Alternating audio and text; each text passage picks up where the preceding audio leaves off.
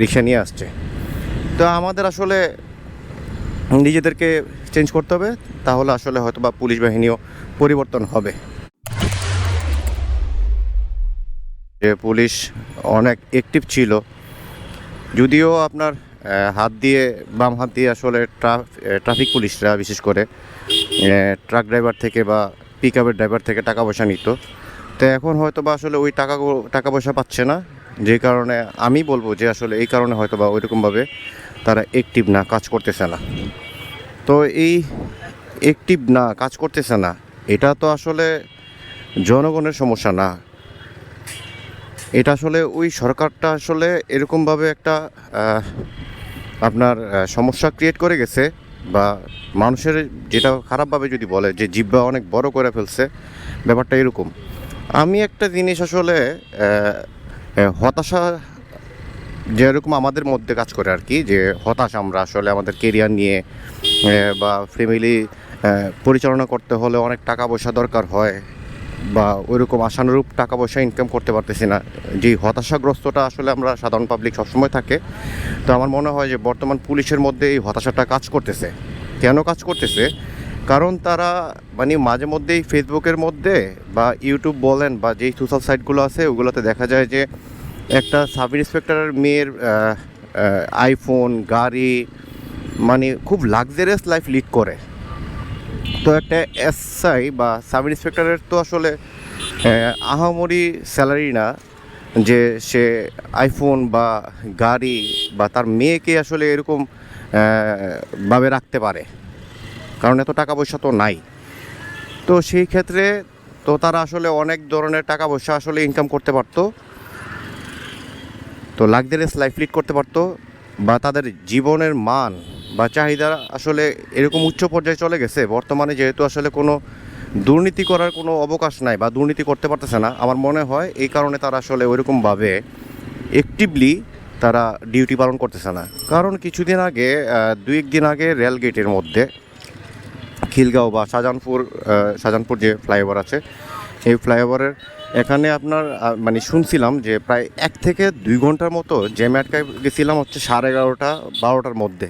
মানে এই সময়ের মধ্যে আসলে জ্যামে আটকানোর কোনো কিছু নাই, এখানে জ্যাম থাকার কথা না। তো পরবর্তী শুনছিলাম যে এখানে নাকি রেল লাইনে আপনার কী যে একটা ঝামেলা হয়েছিল না, মানুষ মারা গেছিল, আমি জানি না।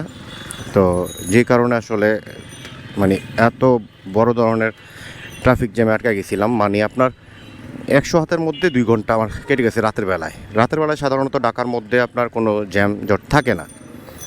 তো এখানে আসলে পুলিশ নেই। আগে দেখতাম যে রাত যতই হোক না কেন টহল পুলিশ বলেন বা আপনার এলাকার থানার পুলিশ বা ট্রাফিক পুলিশ আপনার রাস্তাঘাটে থাকতোই, যদিও কিছু অসদুপায় অবলম্বন করতো, মানে ঘুষ নিত। কিন্তু এখন আসলে এই ঘুষটা মানে পাবলিক দিতেও চাচ্ছে না, বা ওনারা নেওয়ার সাহসও করতেছে না। আর প্রপারলি আমি যদি বলি আসলে ওইরকমভাবে দায়িত্বটা পালন করতেছে না। এখন এই দায়িত্ব পালনটা আসলে তো পুলিশের উপরে বর্তায়। এখন অনেকে বলে যে পুলিশ আসলে আপনার হতাশ হয়ে গেছে, কমায় চলে গেছে, মানে বিভিন্ন ধরনের আসলে কথাবার্তা মানুষ বলে। তো আমি যে জিনিসটা আসলে ফাইন্ড আউট করতে পারছি এটা হচ্ছে তারা আসলে খুবই হতাশ, কারণ তাদের লাইফ লাক্সারিয়াস লাইফ লিড করছে। ছেলে মেয়েদেরকে আসলে খুব ভালো ভালো প্রতিষ্ঠানে হয়তো বা আপনার পড়াশোনা করাচ্ছে। তো তাদের টাকা পয়সা আসলে ওইরকমভাবে ম্যানেজ করতে পারতো আগে, আপনার মানে যেইভাবে হোক এনিহাও তারা ম্যানেজ করতে পারতো। বর্তমানে তারা আসলে ওইরকমভাবে ম্যানেজ করতে পারতেছে না, বা পরিবারের যে চাহিদা এগুলো কীভাবে মিটাবে বা কীভাবে আসলে এত টাকা পয়সার যোগান দিবে, মানে এখন তো আসলে আগের মতো ইনকাম নাই, বা তারা এই কারণে হয়তো বা হতাশ।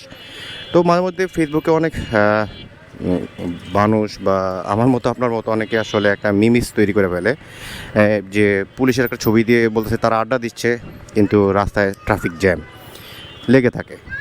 তো এই জিনিসটা আসলে সত্য, তারা আসলে আগের মতো ওরকম অ্যাক্টিভভাবে কাজ করতেছে না। আর আমাদের পাবলিক যারা আছি তাদেরও আসলে অনেক সমস্যা আছে। আসলে আমরা একটা অসভ্য জাতি আমি বলবো। কেন বলবো? কারণ আমরা আসলে নিজেরাই সংশোধন হই না, আমরা নিজেরাই আসলে ট্রাফিক রুলস মানি না। আমরা কী যে বলে আপনার এই লেন মেনে চলি না। দ্বিতীয়ত আমরা এই দেখেন রিক্সা, এই অটো রিক্সার কথা কি বলবো আর। তো লাইন লেন মেনে চলি না, যার কারণে আসলে পুলিশের আসলে একার পক্ষে যদি পাবলিকরা যদি আসলে ঠিক না হই, নিজেদের থেকে যদি আমরা আসলে এই জিনিসগুলোর সমস্যাগুলো সমাধান না করি, তো ট্রাফিক পুলিশ আর কতক্ষণ পাহারা দিবে। তো গাফিলতি বলেন আমাদের সবার আছে। এই দেখেন ওই লাইনে আসলে একটু জ্যাম দেখে এদিক দিয়ে রিক্সা নিয়ে আসছে। তো আমাদের আসলে নিজেদেরকে চেঞ্জ করতে হবে, তাহলে আসলে হয়তো বা পুলিশ বাহিনীও পরিবর্তন হবে।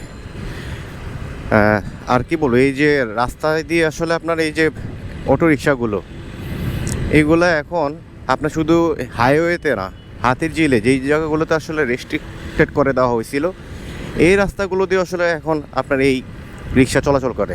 যে জিনিসটা আসলে খুবই ভীতির কারণ তারা আসলে মানে একজন পায়ে রিক্সা চালাচ্ছে, এটা কোনো প্রবলেম না। আমি আসলেই অটো রিক্সা মেইন রোডে চলের আসলে বিপক্ষে বা বিরুদ্ধে আমার অবস্থান।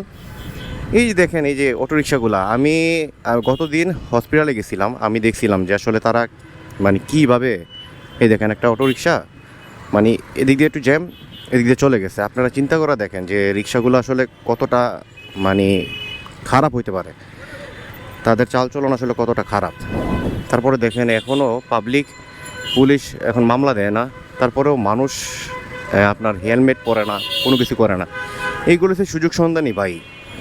তো বাংলাদেশের মানুষের মধ্যেও যেমন রাজনীতিকভাবে সুযোগ সন্ধানী মানুষ থাকে, সেম পাবলিকের মধ্যেও আপনার সুযোগ সন্ধানী মানুষ থাকে, যেই মানুষগুলো আসলে আপনার সব ধরনের সমস্যাগুলো করে। এই দেখেন হেলমেট ছাড়া কীভাবে আমাকে চাপ দিয়ে চলে গেল।